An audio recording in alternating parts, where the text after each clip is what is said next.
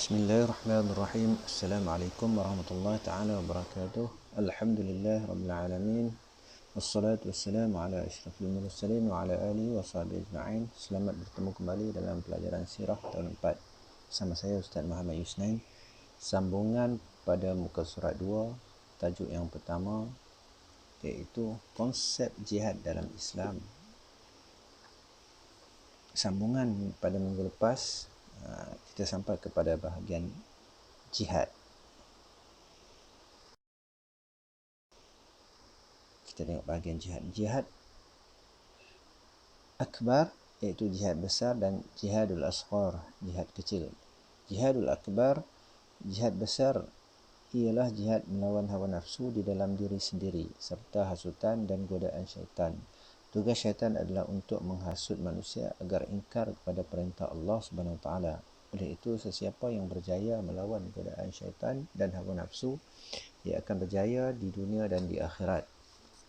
Seperti mana firman Allah Subhanahu Wa Taala di dalam Al-Quran, A'udzubillahi minasyaitonir rajim. Wa amma man khafa maqama rabbih wa nahan nafsa 'anil hawa fa innal jannata hiyal ma'wa. Maksudnya, dan barang siapa yang takut akan kebesaran Tuhannya dan menahan diri daripada keinginan hawa nafsunya, maka sesungguhnya syurgalah tempatnya. Surah An-Nazi'at ayat 40 dan 41. Contoh jihad akbar iaitu gambar pertama, segera bangun daripada tidur apabila azan subuh dilaungkan. Dan gambar kedua, membeli makanan yang diperlukan sahaja walaupun terdapat banyak pilihan. Ni setiap hari ada godaan syaitan, maka barang siapa yang dapat ataupun berjaya melawan godaan syaitan dan hawa nafsu, dia akan berjaya di dunia dan akhirat seperti mana dalam ayat yang dibaca tadi. Maka sesungguhnya syurgalah tempatnya. Itu jihad akbar.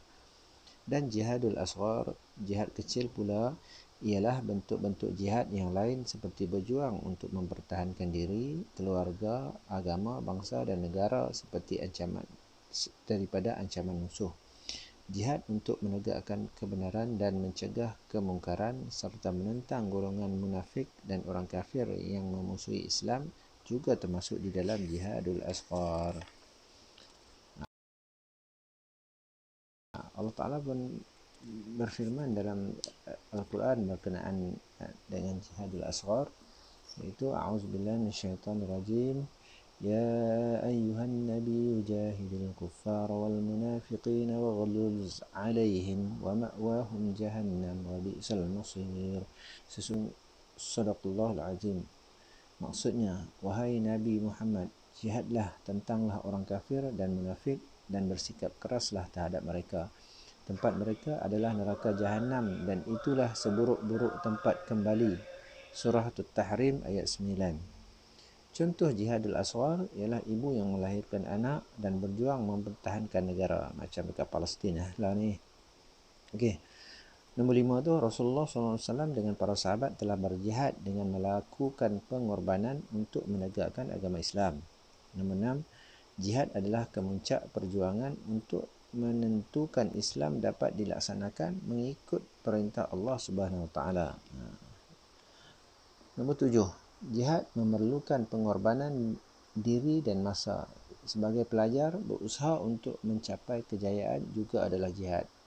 Nombor 8, perjuangan pada jalan Allah adalah pengorbanan yang suci. Perjuangan pada jalan syaitan adalah sia-sia dan berdosa.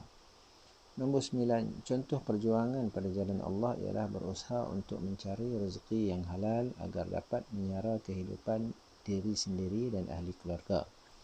Nombor 10, contoh perjuangan yang sia-sia adalah seperti berkorban harta dan tenaga untuk taat akan manusia dalam melakukan kezaliman atau mengikut hawa nafsu. Itu beza antara jihadul asghar dan jihadul akbar.